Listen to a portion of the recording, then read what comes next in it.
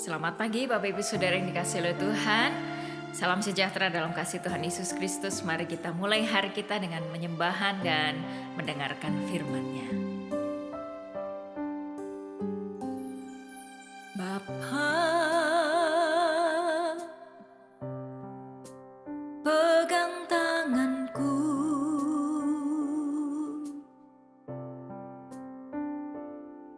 aku saat teduh bersamamu, dekap aku dalam hangat naunganmu, bawa hidupku padamu, masuk dalam altarmu yang kudus. Bapa, pegang tanganku,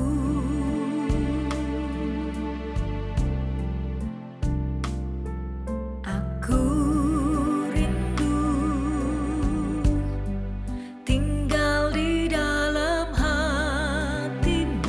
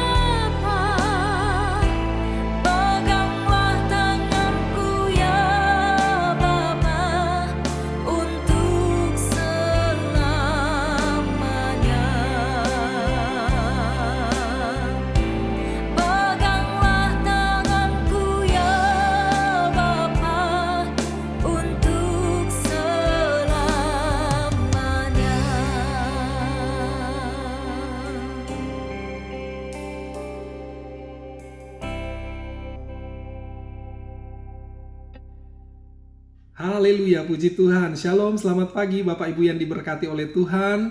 Pagi hari ini kita kembali berjumpa untuk sama-sama kita memulai aktivitas kita dengan kita merenungkan kebenaran firman Tuhan. Mari kita akan melihat di dalam kitab Mazmur pasal yang pertama ayat 1 hingga ayat yang ketiga. Saya bacakan demikian. Berbahagialah orang yang tidak berjalan menurut nasihat orang fasik, yang tidak berdiri di jalan orang berdosa, dan yang tidak duduk dalam kumpulan pencemooh, tetapi yang kesukaannya ialah Taurat Tuhan, dan yang merenungkan Taurat itu siang dan malam. Ia seperti pohon yang ditanam di tepi aliran air, yang menghasilkan buahnya pada musimnya, dan yang tidak layu daunnya. Apa saja yang diperbuatnya berhasil. Puji nama Tuhan. Saudara yang dikasih oleh Tuhan, siapa orang yang tidak memiliki impian untuk memiliki hidup yang berbahagia? Ya, pasti bahagia, diberkati adalah kerinduan dari semua orang, termasuk kita pada pagi hari ini Bapak Ibu. Ya, banyak orang yang beranggapan bahwa kebahagiaan itu akan datang ketika dia memiliki banyak uang, ketika dia bergelimpangan dengan harta, atau dia memiliki kedudukan dan jabatan yang tinggi. Ya, bahkan ketika seseorang dapat memiliki semua yang dia inginkan, maka ia akan berbahagia. Saudara yang dikasih oleh Tuhan, banyak orang yang mencapai hal itu semua. Tetapi apakah mereka berbahagia? Ternyata tidak Bapak Ibu Saudara. Karena banyak orang yang tidak sadar bahwa uang, jabatan, dan semua yang dia miliki tidak dapat menjamin kebahagiaan di dalam hidupnya. Nah saudara, kalau demikian, apa artinya dan bagaimanakah hidup yang berbahagia itu? Nah, pada pagi hari ini kita belajar bahwa hidup yang berbahagia itu tidak tergantung daripada apa yang kita miliki. Lalu, apa rahasia hidup berbahagia? Nah, kita sudah membaca di dalam Mazmur 1 ayat 1 sampai ayat 3 ini, kita akan lihat yang pertama bahwa hidup yang berbahagia itu adalah kehidupan orang yang takut akan Tuhan. Dikatakan di sana, orang yang tidak berjalan menurut nasihat orang fasik, tidak berdiri di jalan orang berdosa, dan yang tidak duduk dalam kumpulan pencemooh, itulah orang-orang yang berbahagia. Saudara, orang yang takut akan Tuhan itu adalah orang yang hidupnya selalu mengandalkan Tuhan. Ya, seperti ayat tadi dikatakan bahwa tidak berjalan menurut orang fasik, ya, tidak duduk dalam kumpulan pencemooh, tetapi yang kesukaannya ialah firman Tuhan. Itulah orang-orang yang berbahagia. Saudara, kata-kata nasihat orang fasik, jalan orang berdosa, kumpulan pencemooh ini menunjukkan kepintaran dan kehebatan manusia.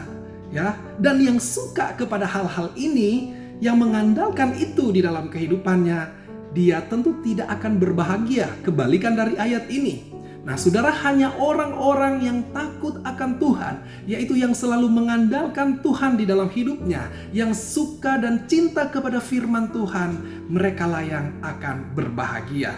Saudara, mengapa kita tidak boleh mengandalkan kekuatan manusia, baik itu kekuatan kita sendiri ataupun kekuatan orang lain? Karena manusia kekuatannya terbatas, tetapi Allah, dia adalah Allah yang maha kuasa. Manusia pengetahuannya terbatas, tetapi Allah, dia adalah Allah yang maha tahu. Oleh karena itu Bapak Ibu Saudara, hanya mengandalkan Tuhan dan cinta kepada firman-Nya, maka kita akan hidup berbahagia. Yang kedua, apa kuncinya supaya kita memiliki hidup yang berbahagia? Yang kedua adalah hidup yang menghasilkan buah pada musimnya. Di ayat 3 yang sudah kita baca tadi dikatakan, ia seperti pohon yang ditanam di tepi aliran air, yang menghasilkan buahnya pada musimnya. Saudara, inilah kehidupan yang berbahagia, hidup yang menghasilkan buah. Jadi kita bukan hanya terus-menerus menerima berkat, meminta berkat dan kita terima, tetapi juga kita menjadi saluran berkat bagi orang-orang lain yang ada di sekitar kita. Saudara, ketika kita menanam satu pohon buah di rumah kita, ya, untuk apa fungsinya? Misalnya kita menanam pohon buah mangga. Untuk apakah fungsinya? Tentunya supaya dia bisa menghasilkan buah dan satu saat kita bisa menikmati buahnya. Kalau hanya daun-daun saja, maka pohon mangga ini dia tidak akan berguna. Sama seperti itulah kehidupan kita Bapak Ibu Saudara, ada fungsinya. Saudara, Allah menciptakan kita, menciptakan manusia supaya manusia memuliakan Allah dan menjadi berkat bagi sesama.